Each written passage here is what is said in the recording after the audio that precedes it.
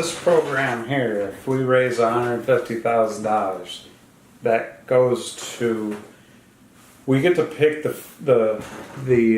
we're given a list of projects. Mm-hmm. And one thing that was really cool about Food Resource Bank that was very enticing to us is that it's not immediate aid.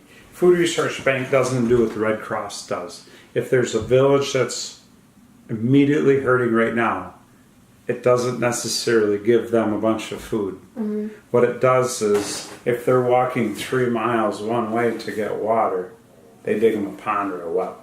It's sustainability for long term. Okay. They teach them how to grow corn or beans to support themselves long term instead of a short term fix.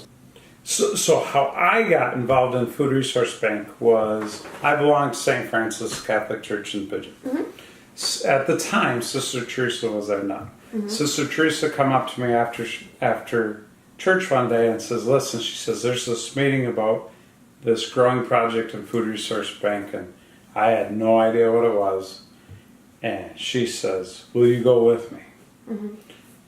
I'm like, sure. I can't tell Sister Teresa no, so sure. So away we go. We go to this meeting, and there's 7 different denominations of churches, and we all met together. And before the end of the meeting, I was on the board of the project, and that's how it all started. So, today we have, there's got to be good 12 to 14 active members. Bert Kiefer, Tommy Zeal, quite a few of the, Daryl Yoder, Marv Most and his wife, Brent Most, and Cliff and his wife, and there's just a ton of people that are involved. Danny Weidman and Don Long, and it's such a great group that work together, and then we're raising roughly 350 acres of crops. Between all of you? Yeah, so for instance, we have a couple of fields that are kind of right in our neighborhood that our farm takes care of. So we, for the most part, plant, harvest them, spray them, take care of them, and then that goes to Food Resource Bank. And then some of the other farms, Jade's take care of some of the farm, and Tom Zeal takes care of some of it. Randy Rivaling's group takes care of some, Don Long. The Most and the Yoder group take care of a lot of it. So between about 6-7 farms, we do most of the farm. Corey Esker's involved in it too. And it never goes undone, I can tell you that. At the end of the year, after our expenses, we give that block of money towards Food Resource Bank. Some years it's more than others. 2013, I believe it was, we had an 80-acre beet field, and that's when beets were worth $70, $80 a ton, and the rest of our crops did very well. And we had a banner year to be able to give to the Food Resource Bank. We've never been quite that high, but again, because commodities went down, but we're still given at a very, very impressive pace due to our community supporting us through what we call we have a little program called Support an Acre, and basically it's a way to save for donations for people. If they donate X amount of dollars, it goes towards the rent of an acre, so that we can grow crops on. A lot of our commodities are donated by area businesses and or farmers and business people that support our group. So it's at the end of the day, we don't have a lot of expenses in compared to having 350 acres of land. Okay. So that it can go towards towards our donation. This year we have sugar beets through the Michigan Sugar Research Program. We have soybeans. We had oats that we raised for active feed. Okay.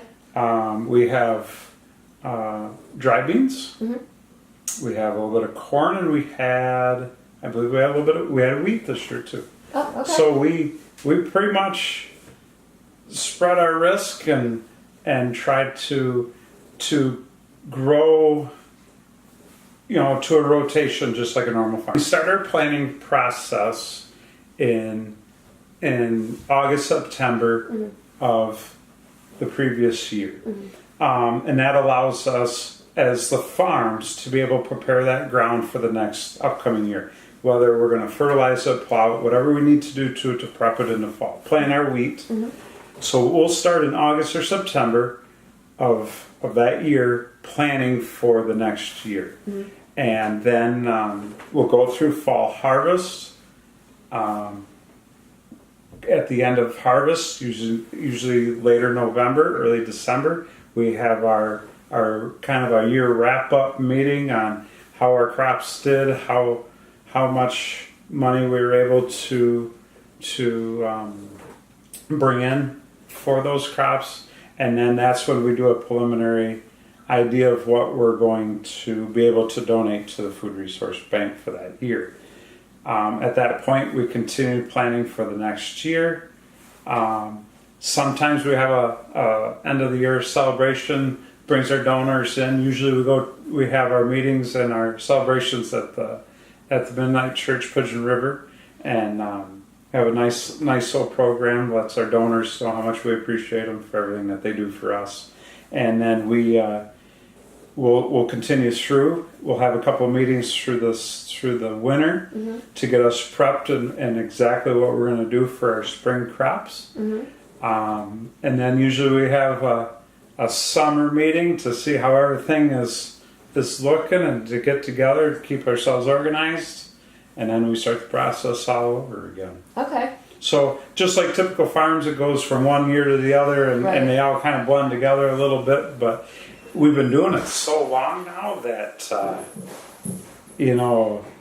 it's pretty easy. So we'll harvest wheat, we'll dump it at the elevator, we sell it just like anybody else would, and then proceeds will go towards Food Resource Bank.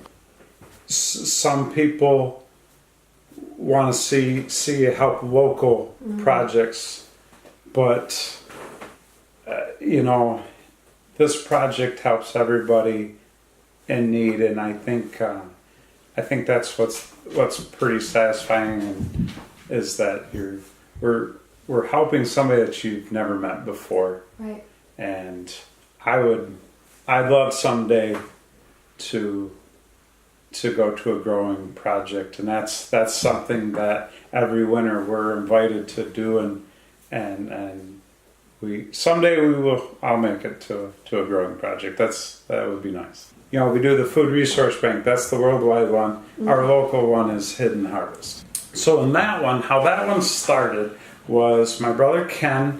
He is a member of the Methodist Church in Frankenmuth, and they had a lady, her name was Gretchen, that came and did a presentation for Hidden Harvest that was called Plant a Row. And the idea is that when you have your garden in Frankenmuth, you take one row, you plant whatever, string beans, potatoes, corn, doesn't matter. Okay. And then they had a system where on Tuesdays and Thursdays, you pick it, put it in a basket, put it on your porch, Hidden Harvest would come along, pick it up, and that was for the food bank. So after the program was complete, Ken went up to her and says, "Is sweet corn something that would help you?" And she says, "Sure, absolutely, sweet corn would be great." And he says, "Well, how much would you like?" She says, "How much do you have?" And so it come to that when she realized that Ken was talking a little bit bigger scale than what she was normal to, we started out growing about 3 acres, I think, the first year. And then we've gone up as high as 5. So we went the first 5 or 6 years, and we picked it by hand. And that was a lot of work. that was a lot of work, and very, very time consuming, and we're pretty busy, and it was hard to come up with that time sometimes. So we have a friend, his name's Wayne Hecht, and he lives in Richville, and he's been growing sweet corn for years and years and years. And he had a mechanical picker, so we brought that up, and we got it fixed up a little bit, and we've been mechanically picking it for the last 6 years probably, and so we got a little system with that, and then we put it on a trailer. My dad hauls it down to Hidden Harvest. We like to pick on Sunday or Mondays. That way Dad can take it down on a Monday or Tuesday morning. They have all week while it's fresh to distribute it. We try to do 3 plantings to get it spread out a little bit, but typically we're harvesting between 10 and 14,000 pounds per picking, at least, and hauling it down to Hidden Harvest. And when it's hauled down, they weigh it and they keep track. In fact, at the end of the year, they come up every year, and they'll have a chart, pie charts, everything that shows us where every kernel went, which county, which program, everything. We know where every pound went. It goes from youth programs to elderly programs to soup kitchens. And when we started this, they told us if we overproduced them that they'd actually freeze it. They would have a group cut it off, freeze it, and then they could use it for the soup kitchens in the winter. Wow. To a certain extent, the sad part is that's never happened. Yeah. So we can haul somewhere around 14,000 pounds of sweet corn to them within a few days. It's all used as fresh produce. Hunger in mid-Michigan is a lot bigger problem than I ever thought, because we're hauling full trailer loads of sweet corn down that's gone within a few days, and that's only one product of a balanced diet for these people. And it's just one aspect of it, and we can't overproduce them. 100 pounds of sweet corn or 100,000 pounds, you're making an impact.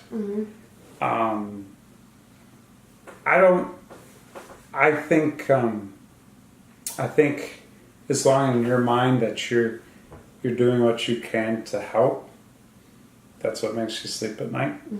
I like the fact that we're giving back in both aspects, local and through the world. But is there more you can always do? Absolutely. But we think we're making a small dent anyway. And the thing too is we have met and it's gotten to be friends with people through these programs that we, especially Food Resource Bank, to put that group into a committee and work together. I'm not sure anybody would have ever done that or thought that it would work. You got 7 different denominations in church working together for that program, and we would work together seamlessly. I'm not sure that anybody would have thought that you could do that.